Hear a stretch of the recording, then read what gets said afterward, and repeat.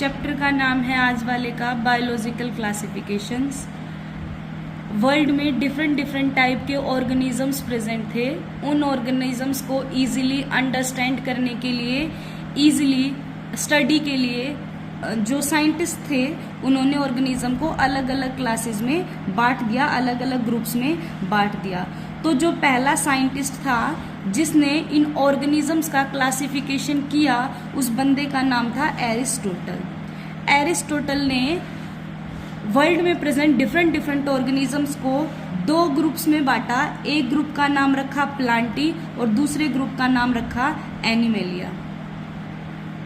उसके बाद जो एरिस्टोटल था उसने प्लांट्स को ही फर्दर फिर से अगेन 3 पार्ट्स में डिवाइड किया, हर्ब्स में,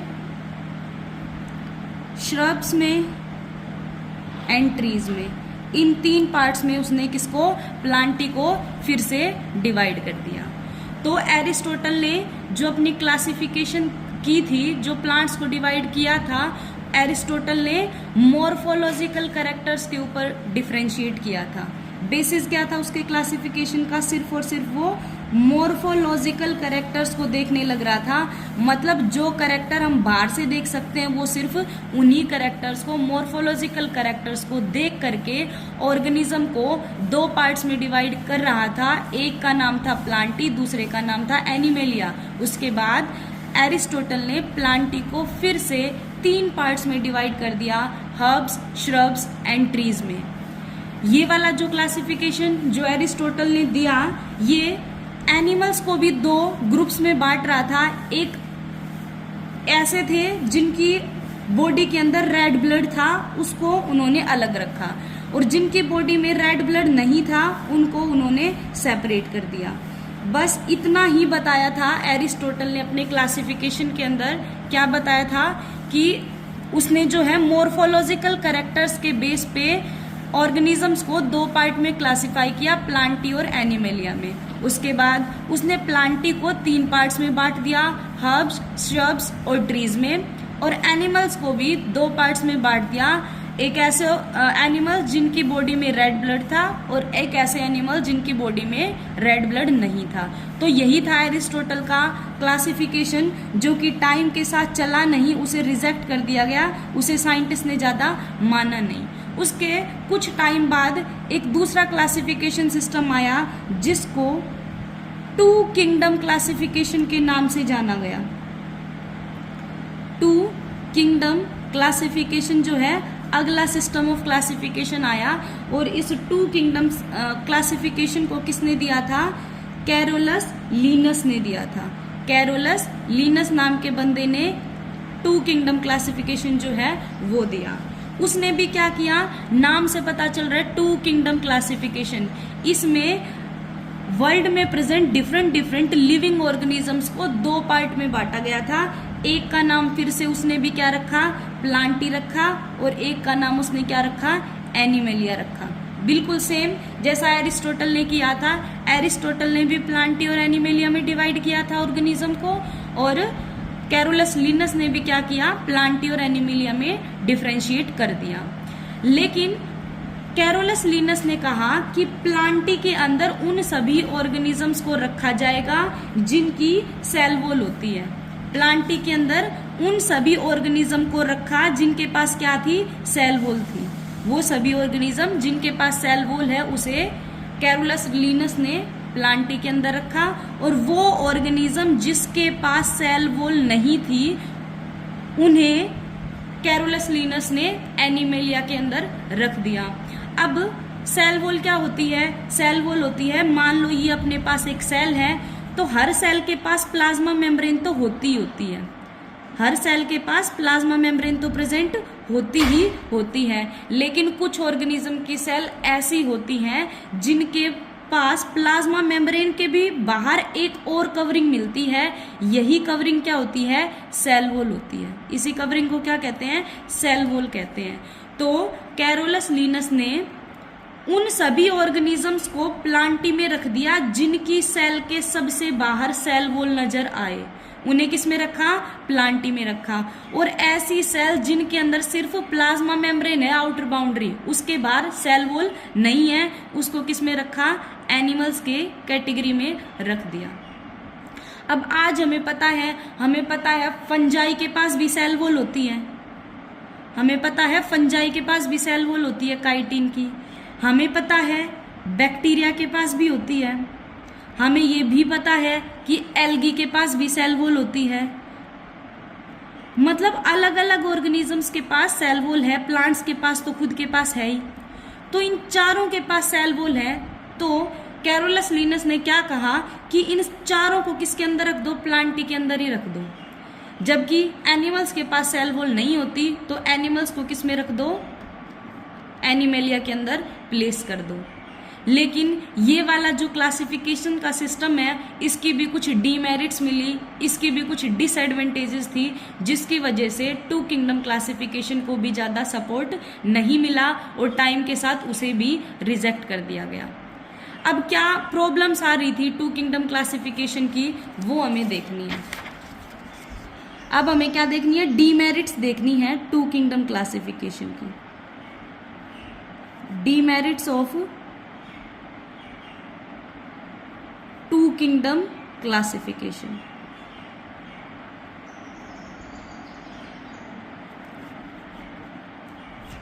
जैसा कि हमने देखा कि कैरोलस लिनस ने दो ग्रुप्स में बांटा था ऑर्गेनिज्म को, एक ग्रुप था प्लांटी और एक ग्रुप था एनिमेलिया। प्लांटी के अंदर उसने किसको रखा, फंजाई को भी रखा, उसने एल्गी को भी रखा, उसने बैक्टीरिया को भी रखा और उसने प्लांट्स को भी रखा। इन सभी को उसने किस में रख दिया, प्लांटी में रख दिया। जबकि अगर हम देखें तो जो फंजाई है वो क्या होती है, हिट्रोट्रोफिक होती है। फंजाई क्या होती है, हिट्रोट्रोफिक होती है। बैक्टीरिया, मान लिया कुछ बैक्टीरिया ऑटोट्रोफिक होते हैं, कुछ हिट्रोट्रोफिक होते हैं। कुछ बैक्टीरिया क्या होते हैं, ऑटोट्रोफिक, और कुछ क्या होते हैं, हिट्रोट्रोफिक। प्लांट्स क्या होते हैं, प्लांट्स भी क्या होते हैं, ऑटोट्रोफिक। और एल्गी भी क्या होती है, ऑटोट्रोफिक। अब सबसे पहली बात, ऑटोट्रोफिक ऑर्गेनिज्म वो ऑर्गेनिज्म होते हैं जो अपना खाना खुद बना ले, जो अपना फूड खुद सिंथेसाइज कर ले। तो जो two kingdom classification Carolus Linnaeus ने दिया, उसमें प्लांटी के अंदर उसने सभी उन मेंबर्स को रख दिया जिनके पास सेल वॉल थी। लेकिन एक्चुअल में देखें तो ये ऑर्गेनिज्म तो अलग अलग बिहेव कर रहे हैं। फंजाई हिट्रोट्रोफिक है, बैक्टीरिया ऑटोट्रोफिक भी हो सकता है, हिट्रोट्रोफिक भी हो सकता है, प्लांट्स ऑटोट्रोफिक है, एल्गी ऑटोट्रोफिक है। तो जो उस टाइम के लोग थे उन्होंने क्वेश्चन उठाया कि भाई किसी ऑटोट्रोफिक मेंबर को आप प्लांटी में डाल रहे हो, किसी हिट्रोट्रोफिक को डाल रहे हो। तो ये जो चीज है, लोगों ने इसके ऊपर ऑब्जेक्शन किया और इस चीज को जो है एक्सेप्ट नहीं किया। एक और चीज देखी जा रही थी कि एक ऑर्गेनिज्म होते हैं यूनिसेलुलर और एक ऑर्गेनिज्म होते हैं मल्टीसेलुलर। यूनिसेलुलर ऑर्गेनिज्म वो ऑर्गेनिज्म होते हैं जो सिंगल सेल से मिलके बनते हैं, जिनकी बॉडी में एक ही सेल होती है। और मल्टी सेलुलर ऑर्गेनिज्म वो ऑर्गेनिज्म होते हैं जिनकी बॉडी में मल्टीपल सेल्स होती है, मैनी सेल्स प्रेजेंट होती हैं। तो हिसाब से ये होना चाहिए था, या तो प्लांट एक ग्रुप के अंदर यूनिसेलुलर रख दो और एक के अंदर मल्टी सेलुलर रख दो। लेकिन कैरोलस लिनस ने क्या किया, कुछ यूनिसेलुलर ऑर्गेनिज्म को प्लांटी में रख दिया और कुछ मल्टी सेलुलर को प्लांटी में रख दिया, जो स्टडीज को डिफिकल्ट बना रहा था। लोग समझ नहीं पा रहे थे इन चीजों को। जैसे उसने एक एल्गा है, एक एल्गी है जिसका नाम है क्लोरेला, और एक और एल्गी है जिसका नाम है क्लेमाइडोमोनास। दो एल्गी हैं, एक का नाम है क्लोरेला और एक का नाम है क्लेमाइडोमोनास। ये दोनों एल्गी क्या होती है, यूनिसेलुलर होती है, इनकी बॉडी में एक ही सेल मिलती है। और एक और एल्गी होती है जिसका नाम होता है स्पाइरोगायरा। एक का नाम क्या है, स्पाइरोगायरा। जो स्पाइरोगायरा होती है ना, ये होती है मल्टी सेलुलर। तो कैरोलस लिनस ने क्या किया, यूनिसेलुलर और मल्टी सेलुलर मतलब इन सभी एल्गा को प्लांटी में ही रख दिया। तो लोगों ने फिर से ऑब्जेक्शन किया कि ये दोनों एल्गा तो यूनिसेलुलर है, फिर भी ये प्लांटी में आ रही है, और ये वाली एल्गा मल्टी सेलुलर है, फिर भी ये प्लांटी में आ रही है।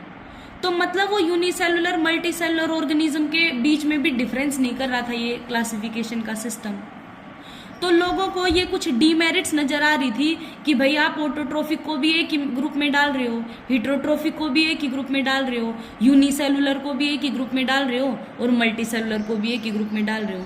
तो ये वाला 2 किंगडम क्लासिफिकेशन ज्यादा टाइम तक चला नहीं, इसको भी जो है रिजेक्ट कर दिया गया, इसको भी एक्सेप्टेंस नहीं मिली। उसके बाद बिल्कुल इसी के बाद एक थर्ड सिस्टम ऑफ क्लासिफिकेशन दिया गया, जिसका नाम क्या था? 3 किंगडम क्लासिफिकेशन। 3 kingdom classification. जो 3 किंगडम क्लासिफिकेशन है, ये जिस साइंटिस्ट ने दिया था उस साइंटिस्ट का नाम था अर्नेस्ट हैक्ल। अर्नेस्ट हैक्ल नाम था उस बंदे का। इसने क्या किया, नाम से पता चल रहा है 3 किंगडम क्लासिफिकेशन। इस किंगडम ऑफ क्लासिफिकेशन ने, इस साइंटिस्ट ने वर्ल्ड में प्रेजेंट डिफरेंट लिविंग ऑर्गेनिज्म को 3 पार्ट्स में डिवाइड कर दिया। पहले का नाम वही सेम प्लांटी, दूसरे का नाम भी वही सेम एनिमेलिया, लेकिन इसने एक तीसरा नया नाम इंट्रोड्यूस कर दिया जिसका नाम था मोनेरा। इनके बारे में हम अलग से अगले सिस्टम ऑफ क्लासिफिकेशन में पढ़ेंगे, यहाँ तक हमें यही जानना था। 3 किंगडम क्लासिफिकेशन किसने दिया? अर्नेस्ट हैक्ल ने दिया। इसने वर्ल्ड में प्रेजेंट डिफरेंट लिविंग ऑर्गेनिजम्स को 3 पार्ट में बांटा, Plantae, animalia, Monera. Next system of classification आया जिसका नाम है 4 किंगडम क्लासिफिकेशन। 4 kingdom classification. जो 4 किंगडम क्लासिफिकेशन है, ये कोपलैंड नाम के साइंटिस्ट ने दिया था। और इस बंदे ने क्या किया, ऑर्गेनिजम्स को 4 पार्ट्स में डिवाइड कर दिया, 4 ग्रुप्स में डिवाइड कर दिया। 3 तो उसने भी सेम रखे, क्या क्या? प्लांटी, एनिमेलिया, मोनेरा और प्रोटिस्टा। ये चौथा उसने नया नाम इंट्रोड्यूस कर दिया, प्रोटिस्टा। तो हमने क्या देखा, सबसे पहले एरिस्टोटल ने अपना सिस्टम ऑफ क्लासिफिकेशन दिया। उसमें उसने क्या बताया कि वर्ल्ड में प्रेजेंट डिफरेंट लिविंग ऑर्गेनिज्म को 2 पार्ट में उसने बांटा। एक का नाम क्या था? प्लांटी, और दूसरे का नाम क्या था? एनिमेलिया। उसके बाद जो एरिस्टोटल था उसने प्लांट्स को फिर से हर्ब्स, श्रब्स और ट्रीज में बांटा, और उसने एनिमल्स को red blood and without red blood वाले के अंदर बांट दिया। एरिस्टोटल ने जो क्लासिफिकेशन किया था वो मॉर्फोलॉजिकल कैरेक्टर्स के बेसिस पर था, मतलब वो कैरेक्टर जिन्हें हम बाहर से देख पाए, इन कैरेक्टर्स के बेसिस पे था। इस सिस्टम ऑफ क्लासिफिकेशन को रिजेक्ट कर दिया गया, इसको एक्सेप्टेंस नहीं मिली। फिर नेक्स्ट सिस्टम ऑफ क्लासिफिकेशन आया 2 किंगडम क्लासिफिकेशन, जो कि कैरोलस लीनस ने दिया। कैरोलस लीनस ने वर्ल्ड में प्रेजेंट ऑर्गेनिज्म को 2 पार्ट्स में बांटा। एक का नाम रखा प्लांटी, दूसरे का नाम रखा एनिमेलिया। प्लांटी के अंदर उसने उन ऑर्गेनिज्म को रख दिया जिन जिन के पास सेल वॉल थी, मतलब फंजाई, बैक्टीरिया, एल्गी, प्लांट्स, इन सब को प्लांटी के अंदर डाल दिया। और एनिमेलिया के अंदर उन्होंने उनको डाला जिनके पास सेल वॉल नहीं थी, जिनकी सेल के बाहर सेल वॉल नजर नहीं आ रही थी, उन ऑर्गेनिज्म को एनिमेलिया के अंदर डाला। उसके बाद आया थर्ड सिस्टम ऑफ क्लासिफिकेशन, जिसने जो कि अर्नेस्ट हैक्ल ने दिया। और अर्नेस्ट हैक्ल ने ऑर्गेनिज्म को 3 में बांटा, प्लांटी, एनिमेलिया और मोनेरा में। उसके बाद 4 किंगडम क्लासिफिकेशन आया जो कि कोपलैंड ने दिया, और कोपलैंड ने ऑर्गेनिज्म को 4 पार्ट्स में बांटा, प्लांटी, एनिमेलिया, मोनेरा, प्रोटिस्टा, इन चारों में बांटा। फिर उसके बाद नेक्स्ट सिस्टम ऑफ क्लासिफिकेशन आया जिसको 5 किंगडम क्लासिफिकेशन बोलते हैं। और जो 5 किंगडम क्लासिफिकेशन है, यही सिस्टम ऑफ क्लासिफिकेशन जो है सबसे अच्छा माना गया। आज के टाइम पे भी जो है ये वैलिड है, आज के टाइम पर भी हर कंट्री में यही सिस्टम ऑफ क्लासिफिकेशन जो है चलता है। ये सिस्टम ऑफ क्लासिफिकेशन नाम बता रहा है ऑर्गेनिज्म को 5 ग्रुप्स में बांटेगा, 5 ग्रुप्स में बांटेगा। पहले ग्रुप का नाम है मोनेरा, दूसरे ग्रुप का नाम है प्रोटिस्टा, तीसरे ग्रुप का नाम है फंजाई, चौथे ग्रुप का नाम है प्लांटी और पांचवी और लास्ट ग्रुप का नाम है एनिमेलिया। तो 5 kingdom classification most accepted system of classification है। आज के टाइम पे यही वैलिड है, हर कंट्री में हर जगह पर यही सिस्टम ऑफ क्लासिफिकेशन चलता है। और इस सिस्टम ऑफ क्लासिफिकेशन को जिस साइंटिस्ट ने दिया था उसका नाम है R.H. विटेकर। R.H. विटेकर नाम के साइंटिस्ट ने 5 किंगडम क्लासिफिकेशन दिया था। उसने ऑर्गेनिजम्स को 5 क्लासेस के अंदर, 5 ग्रुप्स के अंदर बांटा, Monera, protista, fungi, Plantae, animalia. इस वाले चैप्टर में हम 5 किंगडम क्लासिफिकेशन को डिटेल में पढ़ेंगे। 5 किंगडम क्लासिफिकेशन के अंदर भी हम मोनेरा, प्रोटिस्टा, फंजाई के बारे में पढ़ेंगे। इस चैप्टर में इन्हीं तीनों के बारे में गिवन है। प्लांटी और एनिमेलिया के ऊपर अलग से चैप्टर्स गिवन हैं, इनके बारे में वहाँ पर पढ़ा जाएगा। तो हम इस चैप्टर में इन तीनों के बारे में पढ़ेंगे।